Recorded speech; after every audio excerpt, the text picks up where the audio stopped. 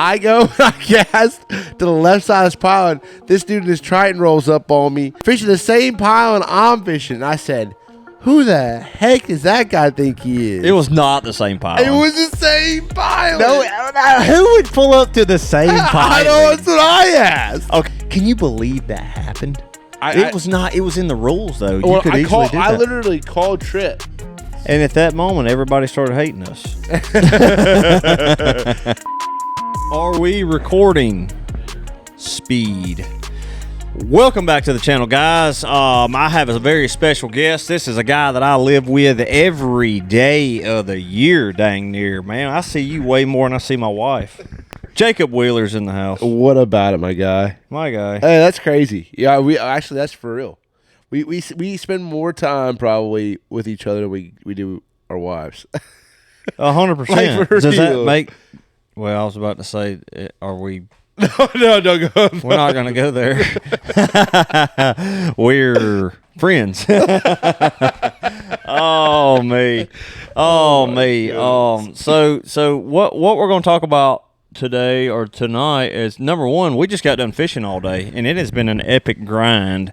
I don't know when this video, this podcast is going to post, but we've been grinding. So give you kind of a recap of the season so far, just a quick recap.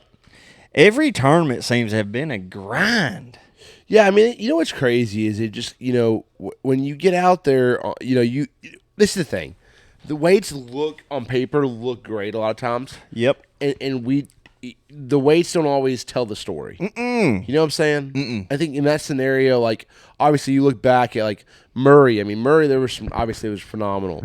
But, like, obviously Douglas, man, that was a grind. I mean, it was an absolute grind generated by Toho, Kissimmee. Grind. I mean, it was all about getting one or two big bites. Grind. Absolutely. But, I mean, those were fun. But, like, I mean, those are the things. Like, hey, regardless, you got into some of the northern fisheries and it got a lot better. Fishing got a lot better. Obviously, when you go up north, fishing gets good. So, I mean, that's just part of the season, the progression of the season. If I could fish Champlain year-round, I would go there, but you can't. I mean, I guess I could. I could go ice fishing. Is that your favorite place? You know what's crazy about Champlain, guys? Which Jacob knows this. That is your favorite place. It is. All right, so I'll say this. It's special. I fished one tournament there. One. That's it. And it was in 2017. That was 7 years ago, dang near. 6 years ago. And I fished one tournament there. I missed 2 years ago when they went to Champlain. You won the tournament. Yep. And that place is just incredible. It's chock full of them, and they bite. If it looks good, there's probably a bass on it. There's probably 50 of them. My other favorite place is probably going to be Cayuga. I love Cayuga. That place is incredible. I think you love Cayuga. You finished second there, and I won. Cayuga's like unbelievable. It's insanely impressive body of water. There's not a northern fishery with that caliber of largemouth and smallmouth in the same body of water. Oh, it's pretty incredible. When you drop there's 20 a plus common denominator. I will say this: a lake has to freeze over for it to be good, because humans in general will ruin everything. Y'all will catch everything in the lake possible. Today I was out here on Cherokee Lake, and I had 8-pounders following my jerk bait, crankbait, glide bait, you name it, buddy. They ain't biting. If this sucker froze over for about 6 months, they'd be straight pulling me. Just would they not? They would 100%. I mean, it's interesting, when you look back in this scenario of a lot of these lakes, seasons are sometimes good. I'm against regulation, like too much regulation. But in the same time, I think there's sometimes we put in the South. It's tough fishing. I mean, because these bass in the South get fished for 365 days a year. I would not be opposed for like an April, like literally we all band together and say, look, we're not going to have any big tournaments the month of April. Like just spawn. Yeah. Now all your spawn guys, all your bed fishing guys will be like, me. So AJ won't like that. Yeah, they'd be whining, so they can't go look at them. Yeah. So, but you want to look at them on your graph. They want to look at them with their eyes. No, I literally just want them to have a good spawn so we I can do too. continue catching them. But anyway, we're going on a tangent. So here's what we're going to talk about on this podcast. I want to know. Actually, I don't want to know. I kind of want to know. I don't really know what I want to know. I had a kid roll up to me today, and I get this question a lot, and he asked me, "Hey man, how do I get to where you're at?" Okay, and let me kind of go back on this real quick. And I always thought this way. You know, whenever I was trying to come up, when I talked about that and when I was brave enough to say that to my buddies, like, hey, I'm going to go pro fishing, they look at you and they think that you're stupid.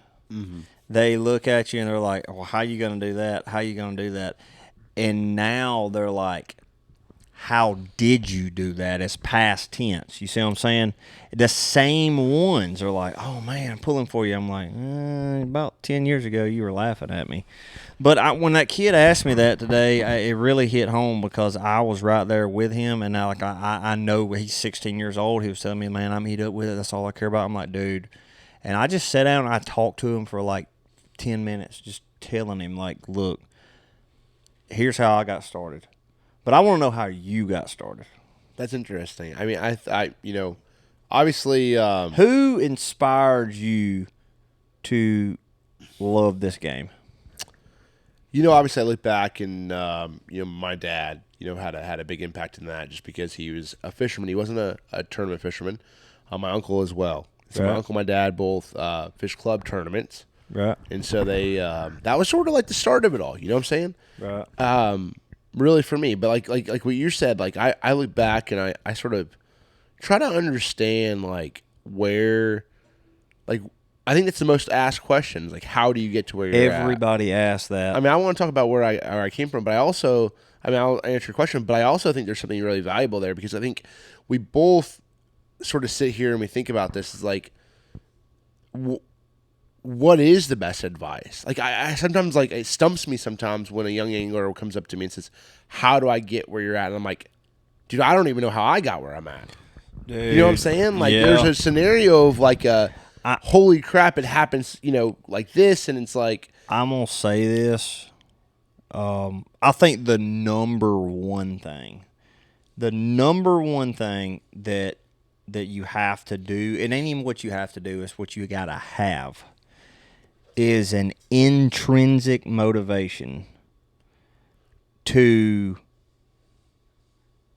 learn more about this game and be obsessed, so obsessed that's all you think about. I would agree. And then whenever that's all you think about, so it's almost like a I forgot the name of this. It's like a goal that you can see. What's the name of that? God dang.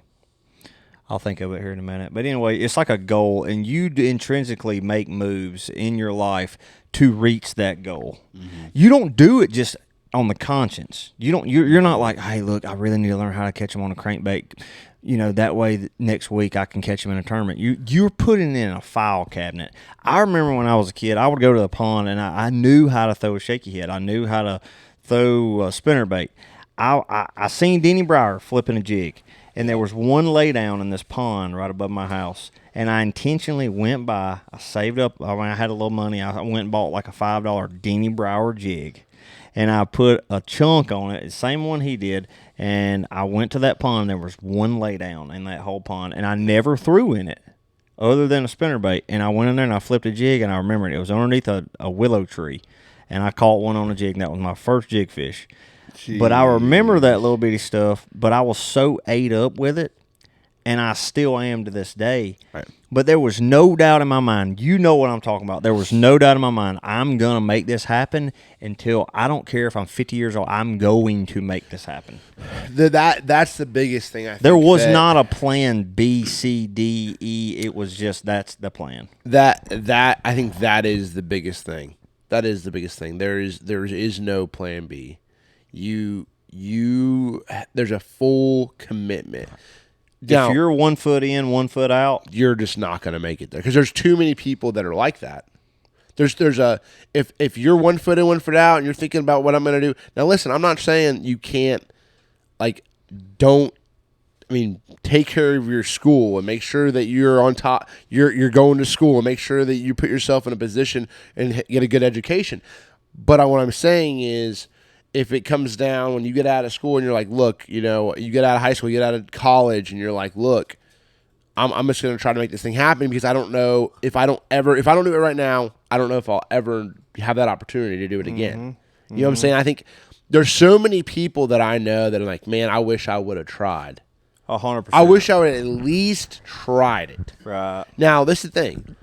There's some phenomenal local anglers out there. Oh, man. Insane.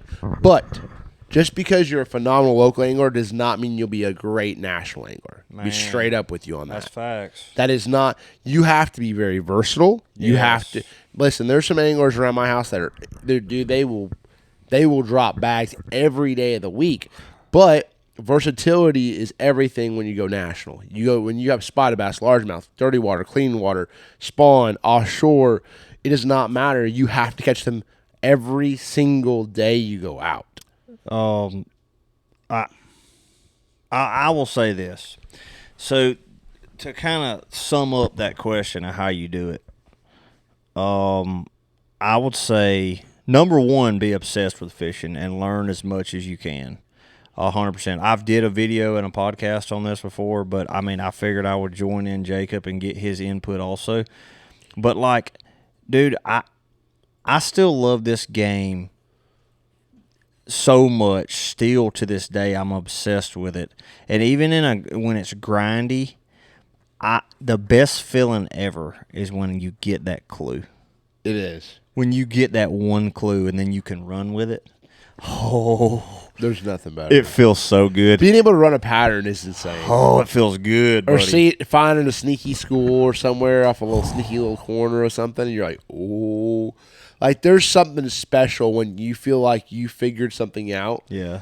That maybe the rest of the field hadn't figured out. 100%. Or maybe no one on that lake has ever figured out. Right. There's it basically, you got to imagine, like, fishing is like to where it's hunting. Like, we're public land hunting. Dude, it's tough. All right? That on the same body of water as every single person in America. Right. Everybody has the same opportunity to come out here and catch these exact same fish. Right. So when you find a group of fish that you're like, or you get it dialed in like a pattern for that week, that is magical. That is very magical. It makes you kind of scared. I remember, like I knew that you had a good practice at Cayuga, and I had a good practice at Cayuga. And there's been many, many tournaments where you always have a good practice. But no, I wish. Like, whenever you get that feeling in practice, you're like, oh, no.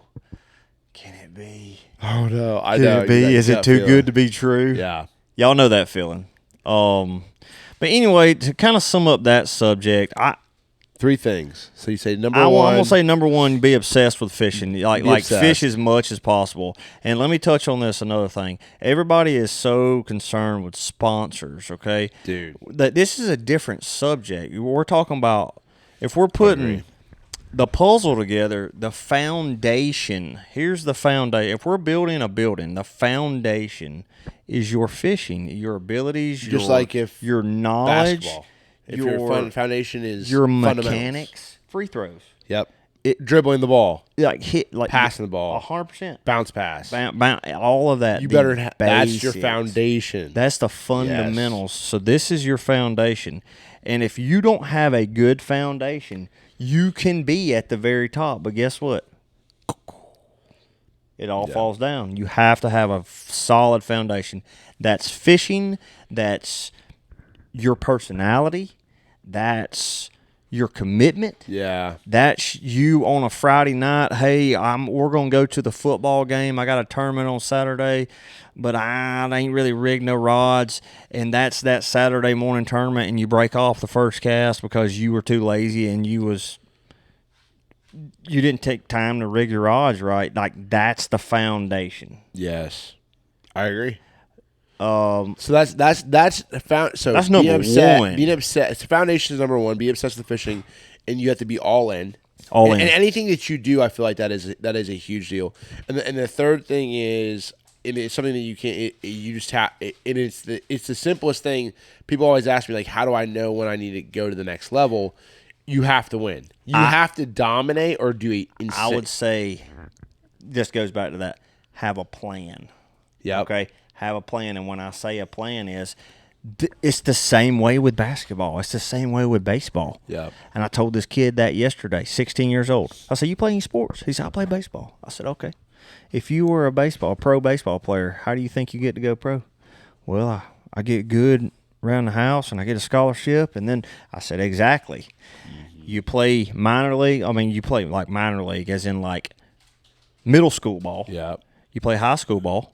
You get a scholarship to go to school, maybe at a junior college. Yep. Then you go to a university and play. Then you play AAA, and then boom, you're playing, pro. Yeah.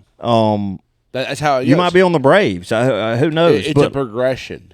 You cannot. You never will catch. You will never win at the top level if you cannot catch them at your house, and that is cold hard facts. I love y'all watching this. I love everybody out there.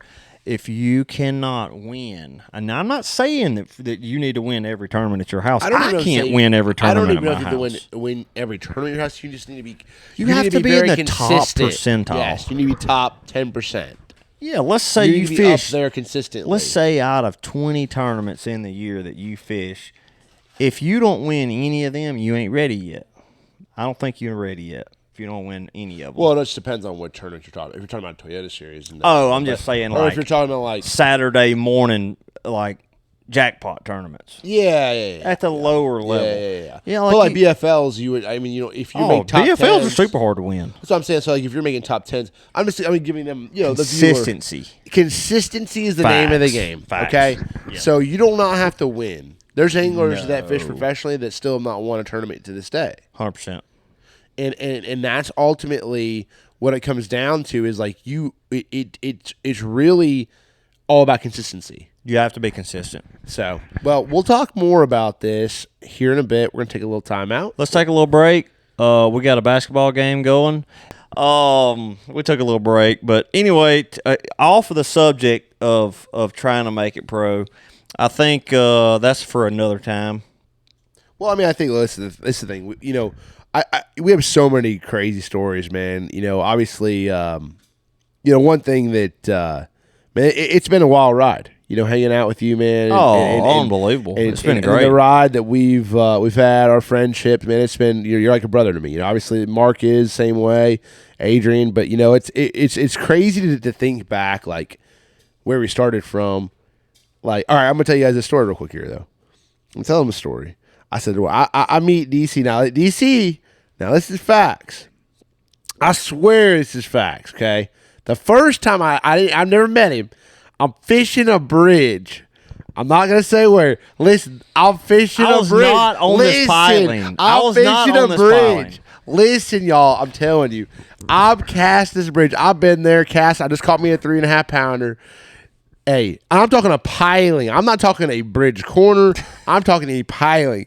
I go, I cast to the left side of this piling. This dude in his Triton rolls up on me, fires to the right side of the piling, fishing the same piling I'm fishing. And I said, who the heck does that guy think he is? It was not the same piling. It was the same piling. No, who would pull up to the same piling? I know, that's what I asked. Okay, if you see a bridge, there's 4 pilings on this bridge. So there's 1, 2, 3, 4. There's literally 4. There's 4. He was on the third. I was on the third one from the left. So I rolled up to the same piling. Same piling. There's no way. I pulled up to the one right beside you. You might have pulled up to the one right beside me, but then you came to my piling then too. You damn right I did. At some point in time, hey, you dang right I did. You rolled up next to literally, you rolled up. I had them dots. I had them dots. So that was the first interaction that I had with DC.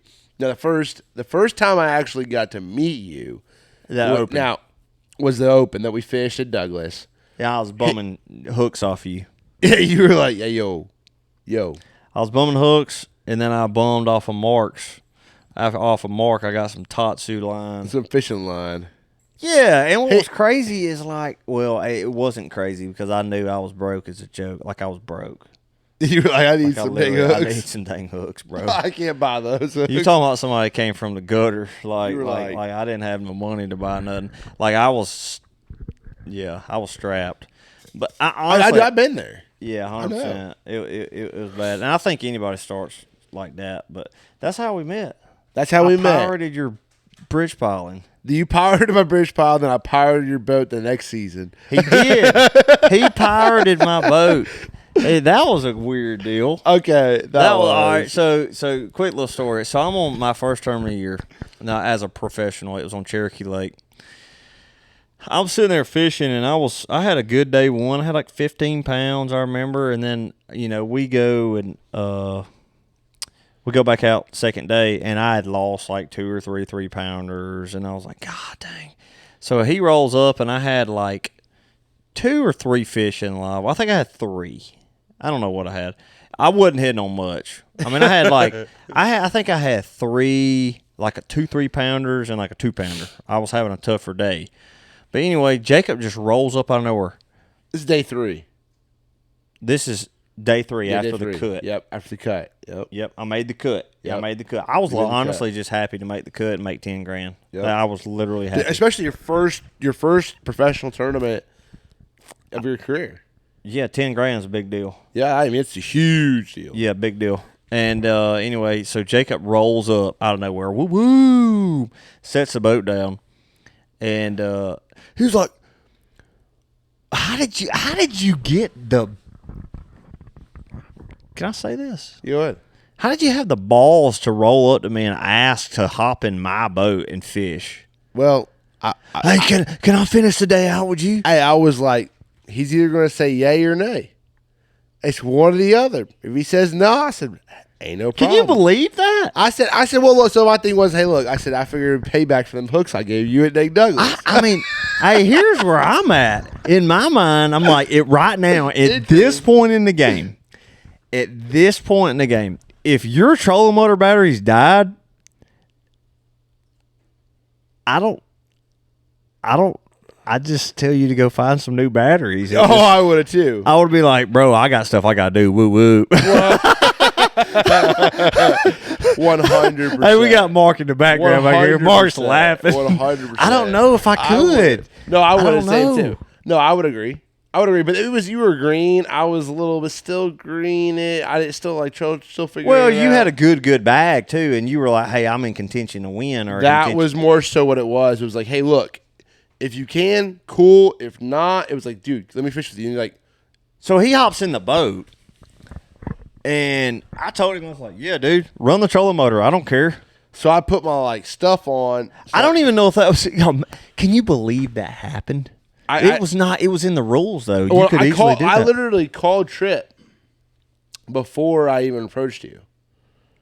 So I called Trip. I said, "Can I jump in with someone else? If per the rules?" Yeah. And he says yes. And he's 100%. like, and I said, "Okay." And at that moment, everybody started hating us.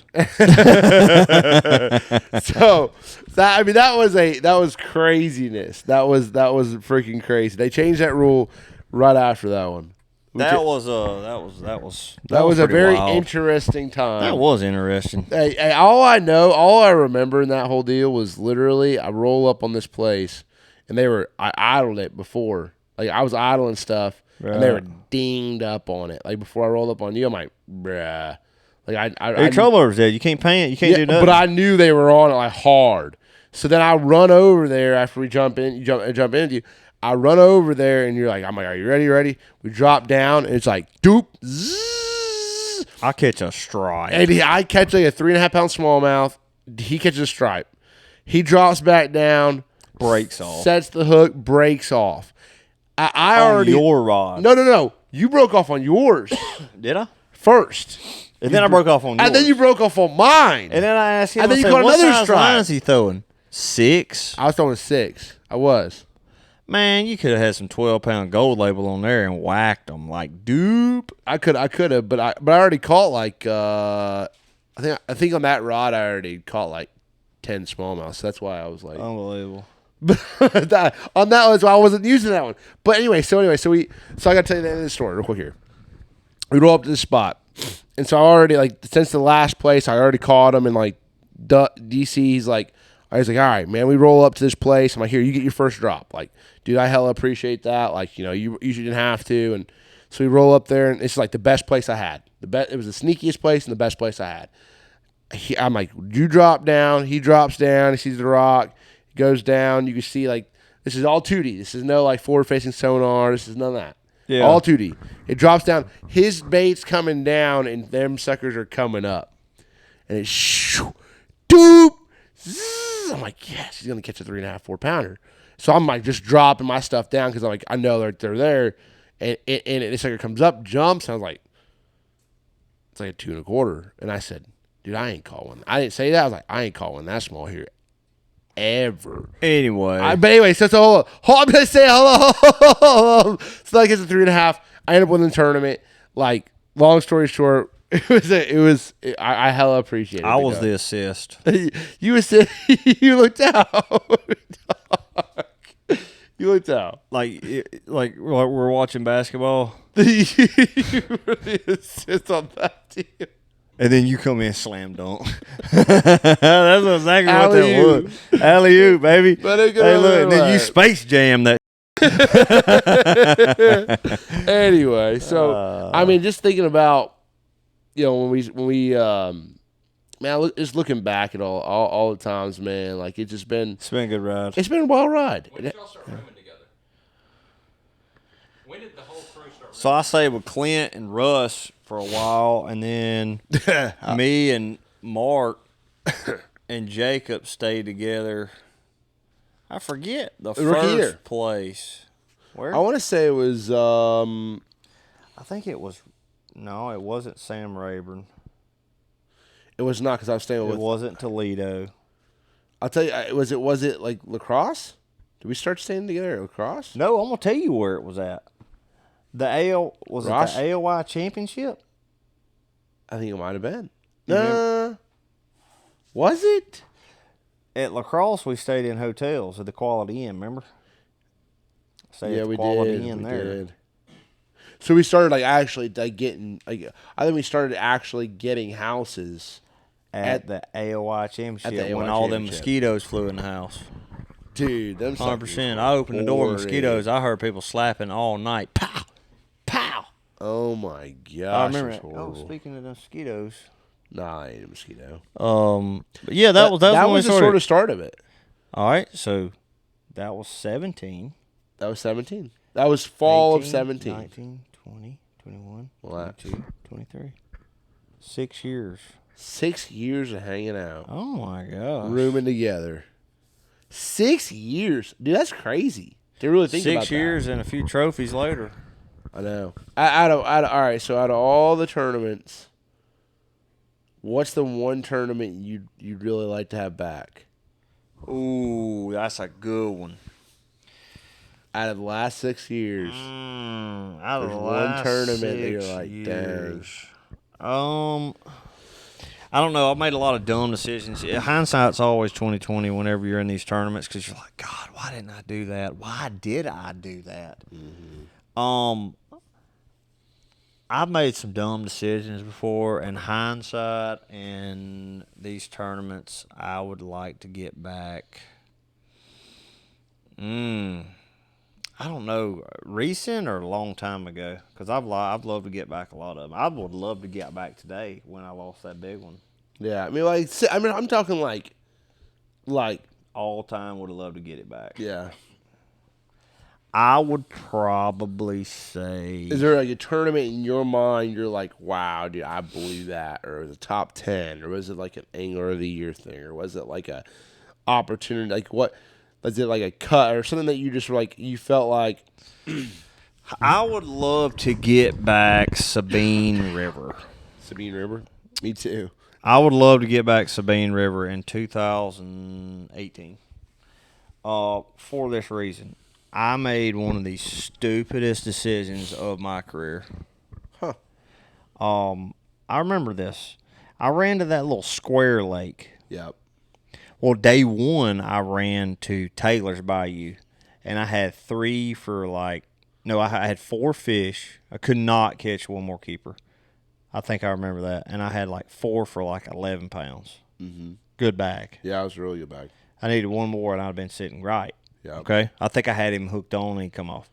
Well, anyway, I said, I ain't going back in there. I said, 4 for 11. I had like 4 Was for, it the one in the summer? Yeah.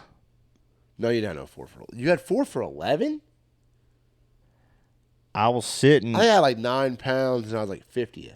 I was sitting inside the cut with like 4 fish. Okay, yeah, you got like 4 for like 10 pounds, 11 pounds. Yeah, 4 you for were 10 or right. 11 pounds. Yeah. Yeah. So then after that, I do remember that. I went to that square lake. Yes. I said, dude, I'm not running him over there. I had like a late boat number, and I was like, I'm going to run to this little square lake, and I'm going to fish local. I had caught a couple fish locally, and I was like, I'm going to stay over there. Well, anyway, I fish locally. I catch 4. I catch like a 3-pounder, You got some good ones. and then I had 4. I had 4 keepers, and it was hard to catch a bass then. Dude, and instead of bunkering down and waiting on that tide to come in and go out or whatever, and just being smart, being patient, and being confident, you know what I did to go catch one more keeper? Ran all the way back over there? No, I ran back all the way down into the Natchez. It wasn't as far as Taylor's. No, I mean, Nature's like 35 miles, though. I ran 35 miles. I ran near the Natchez to go. I said I can run there and fish for like 3 hours and then run back, or like 2 hours. I ran all the way to the Natchez, and I went and I caught 1 keeper, and that was all that I caught, and it was like a 12-incher. And I came back, and I missed the cut by like a few ounces. I remember that. But I'm so surprised that I ran that far because I was worried about catching one more keeper. Maximizing your time. That was so dumb on my part. I should have just maximized my time in there and maybe caught one more big one. You know what I mean? Yeah, but it's easy. To be fair, there's times in my career that I've looked at it and I've run 30 minutes to hit one place for 30 minutes rather than spending time. Your confidence level is key. Yeah. I was not confident in me trying to get a bite in there. You weren't. And that's why you made that decision. But I was stuck on the past. Yeah. I went down there to go pre-practice. Yeah. And I caught a couple good fish in the Natchez. And I literally ran in there off of past history, on a whim, and I was just like young and just green. You know what I mean? And that's just like it takes time to build good decision making. I cannot believe how terrible of a fisherman I thought I was. How terrible a fisherman, or how great a fisherman you thought you were? Or how No. terrible? Well, when I say that is like I look back now when I was in 2017, I have came so much farther. Oh, So much farther. you're not even the same fisherman. No. You're not. I think Your mentally, fundamentals are the same. I mean, not fundamentals, but you're like your foundation's still the same. yeah, but you just learn along the way. You just learn. You're a different angler than you was then, 100%. 100%. Yes. You just learn every year. There's times though. I this is what's crazy. Okay. You your run started in 2017. Yeah. 100%. It did. After you won Cherokee, you went on a tear. Yeah. Dude, what? You're right. It was 17 was the year everything was like Then it popped. yes. Like 16 was the start of it because I think I made a third in angler or fifth in angler of the year in the FLW tour. Yep. I was third in the Northern Opens points. I was fifth in the Southern Open points. 100%. So it was like that was the year that started like consistency. Like I showed throughout Yep. the country that I felt very confident no matter where I was at. That's And then right. 17 was just the Not that you did not catch them. no. That was the first year I But started. that was the really, first year you that really was got 16 dialed. was the first year I was dialed. Yeah. I remember 17 because was- you didn't know this, but I keep up with fishing all the time. Like I keep up with it. I kept up with it since I was 12. Like I knew you fished professionally on the FOW tour, and I knew you won the cup and all that. Yeah. But like it ain't like you was winning every other tournament. No, You see what I'm saying? no, no, Like- heck no. I actually was not in it. I don't feel like I won the cup early on, and then I won like Bass Fest in 2014. Right. And then until that was like my third or fourth big win. Third win? Yeah. Third big one? Yeah. So like that was like 17 was like a big You know what's funny though is everybody will ask. They ask me. I don't ever tell you this. They ask me, dude, how is he so good?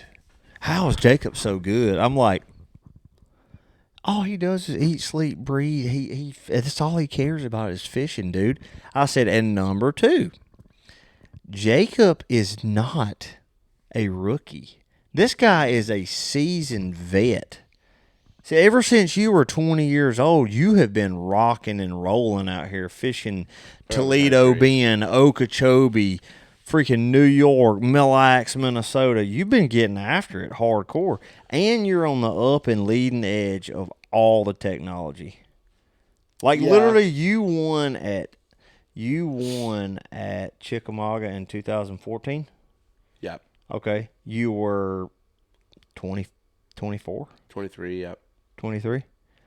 You knew probably just as much about offshore fishing as Kevin Van Dam at 23. Like you knew everything. I didn't know. You was just as good then as you are now offshore. No, I'm way better now. Think so? Way better offshore. I mean, you were dropping 30-pound bags out there though. Well, yeah, like back then, if I would have known what I know now, I would have been really, really good. Like, because it's like, I felt like, yeah, like the thing was though, like you have to understand there's like time, there's windows.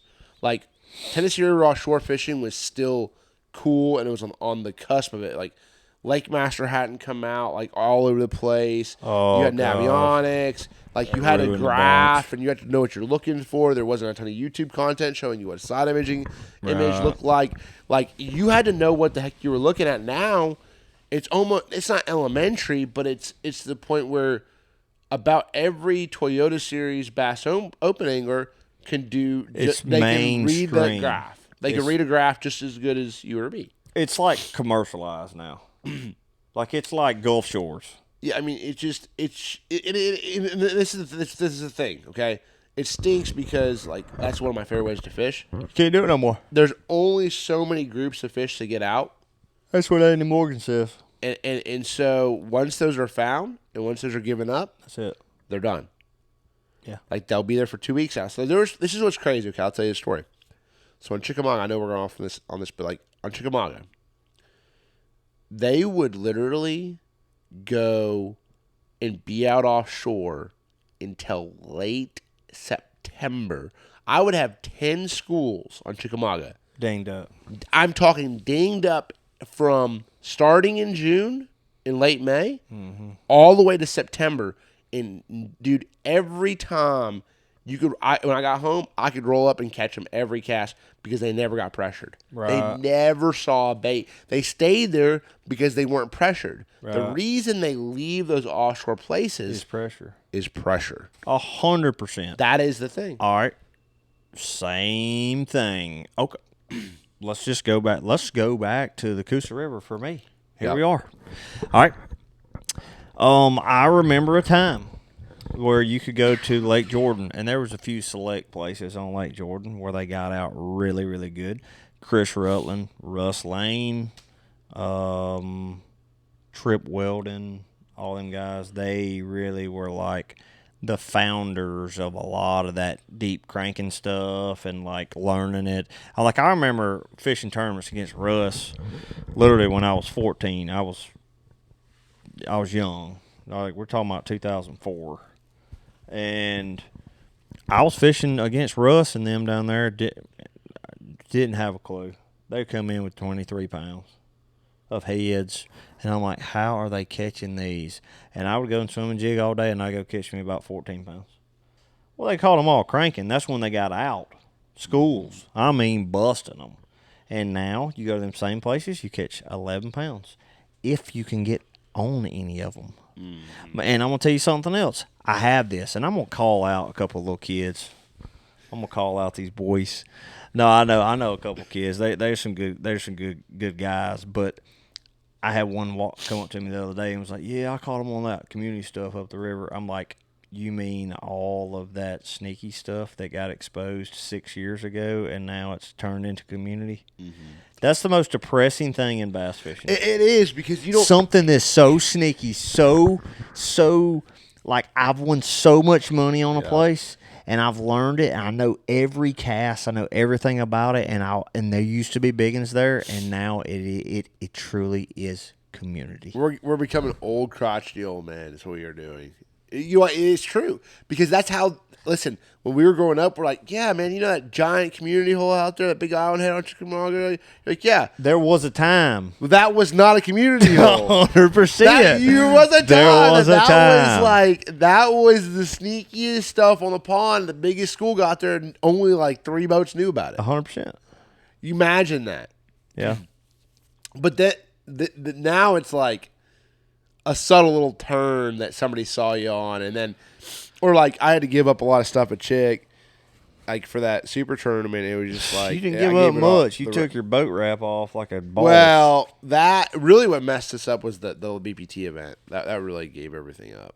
That gave up a lot. Yeah, Yeah, I gave up enough. I gave up enough of the beat. Yeah, that one stung too because there was some good stuff given up. But like that, listen, there's nothing left. There ain't much left on this Tennessee I River. wish We're going to that- go to Gunnersville here soon, and I'm telling you right now, it's going to be. I'm worried about it being a train wreck. I wish they would just say, I wish the bass, I could tell them suckers, like me speaking to the bass right now. Guys, look, my buddies, Mr. Bass, stop setting up on the same turn, the same point. Just move 300 yards down. They won't ain't gonna find do you, it. They're but not I gonna will. do it. I They're will, not and gonna he do it. will. They're not gonna do Please, just do it. That you know, one of my biggest pet peeves with Tennessee River is you can literally send somebody a dot. I could send somebody 5 dots, literally. They've never seen the lake, and if they know how to line up on an offshore place, they can go drop a giant bag. Yep, And it's so waypoint dependent. it is. It isn't a pattern. It ain't no pattern. I could literally tell somebody, hey, go throw a hair jig on these 4 places and rotate them all day, and they could probably win a local tournament if I had enough juice stuff. The thing is I hate that. That's goofy. It's well, okay. You understand though. In a one day, yes. That what separates this is what's different. Okay, in a Tennessee River tournament, what separates the good from the great ones is they understand how to manage stuff Yeah. throughout the tournament. They know what's going to be found. They know what's not going to be found. Yeah. They know what time the fish are there, what time they're not. They understand the They current. understand the everything. current. They get the whole dynamic. Yes, a local tournament, can you win it off of a, like, you get so many dots? Yes, but, like, there's so much more to it than, and you know that. But, like, Yeah. there's evening tournaments, no. I mean, like, you just go roll up and they're running current and they're in their bike. You know what I'm saying? Yeah. But, like, that's. Dude, we had them rock piles the same way.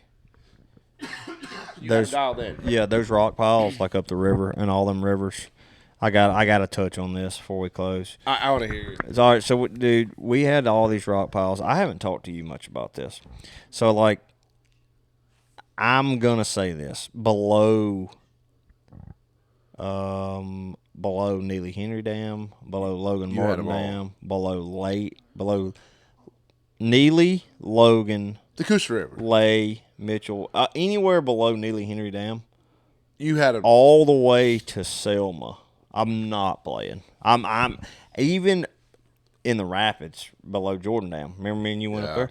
Like, I have went below all them dams. But the rapids are different. But, like, all them other places, when I tell you the sneakiest, subtlest rock piles and I knew the exact cast, when I tell you the most dialed in you've ever seen in your life, it was unbelievable. And I'm going to say this with a lot of humility. Like, I'm going to say this. I fished one of my old team partners. I'm telling you, we would win every tournament.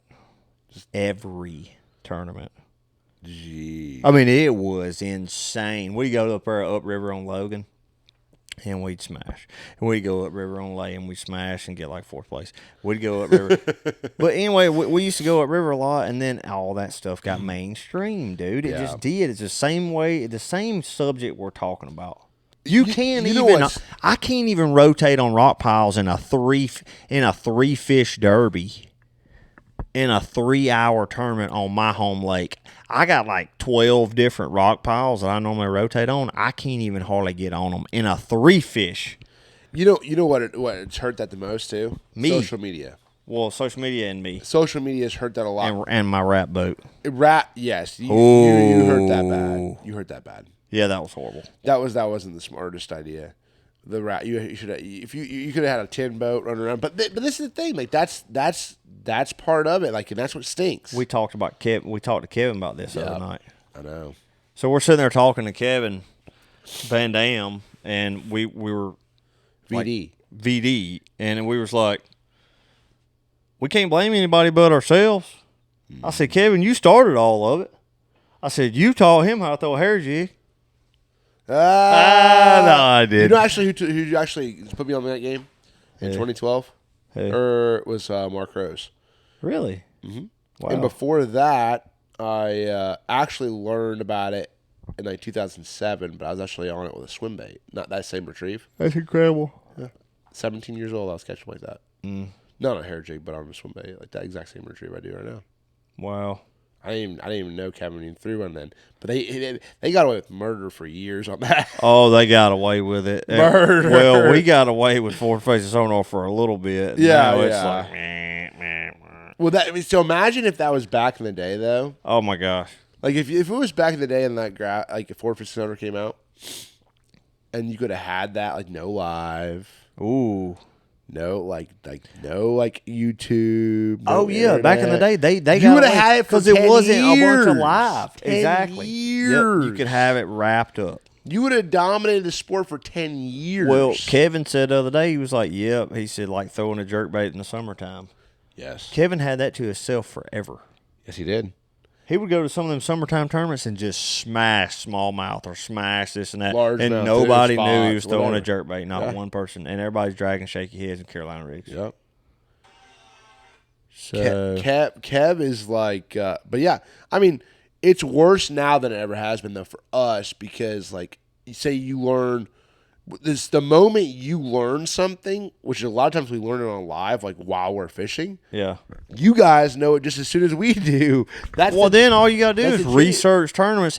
Do you understand like the They get influx in views on every tournament video out there? Mark's over here watching reels right now. Yeah, Mark's watching reels.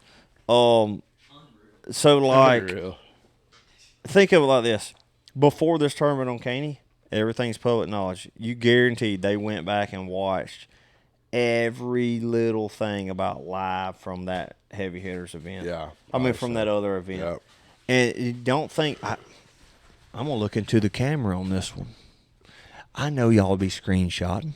People be screenshotting and looking and trying to find that triangulation. Oh man, that little red barn. And they're on Google Earth. They're looking at that red barn and they're like, oh man, that red barn. The Red Barn. Yeah, he's sitting on that. He's sitting over there. Yeah. I know y'all be doing all that stuff. There's no way that you couldn't do Well, that. that's Nowadays, just part of it. that's just part of the but game. overall, I mean, like, look, this is the thing. Bass fishing is evolving. Yep, you got to evolve with it. And we, as fishermen, I think I'm proud to say this. We're pioneers of it too. this day and age right now, it is changing, okay? Yep. And it needed to. If we were fishing the exact same 15 schools or 27 schools on Tennessee River every single year for the next 30 years, I'd take up golf. it would not be as much fun. That's so 4 fish on it just opened up a new group of fish that we never could target. It gets now all of a fun. sudden it adds something completely new 100%. to you and our game trying to figure that out. Man, every time I go out now, wow, I can use this for this or I can use that for that or so it's like we're just starting fresh. Yeah. I think that's something that's really cool. It's revigorating for myself. I know it's something like you're on the front end of that. You're trying to figure it all out. So Before y'all close, what tournament would you want back? What tournament would you want back? what tournament would I want back? There's got to be one. There's so many. I want them all back. There's so many tournaments. It's not even funny. All of them. There's a lot of tournaments. I mean, the one tournament that I would want back, I believe the one tournament would have been at Okeechobee when I was catching them on a walking bait. At Okeechobee. 2018? Yep. You flopped that day, had 9 pounds. Yep, and I dropped 20 the next day, and I lost angler. You made a dumb decision, went to South Bay, didn't you? And I lost angler of the year by 10 points. You lost it by 10 points. 10 points. You would have won. Yep. So I went and dropped 20. I missed the cut. You made a goofy decision. Yep. That was one decision. So that one stuck with me for a long time. Does not impact me nearly as much as it did several years ago before I won multiple angler of the years. Yeah. Not as big a deal now as it was. But that was definitely one that was very, very irritating to my mind. Like, I just could not get over that one. Yeah. There's tournaments. I mean, there's several tournaments that I could. I mean, I mean, I've had like 10 second place tournaments. Yeah. You know? So I mean, there's several things I could say, hey, this or that. But that was just one over the duration of the deal. Well, guys, we're going to close it out. We're going to watch a little bit of basketball here in a minute. We got these playoffs going on. I'm tired. We got to fish tomorrow. Appreciate y'all tuning in. I hope you enjoyed the podcast. If you didn't, please comment below. If you did, please comment below. If you don't ever want to see this again, comment below. If there's people that is on this audio track right now that you can't comment below. Appreciate it. We'll see y'all. Peace. Later.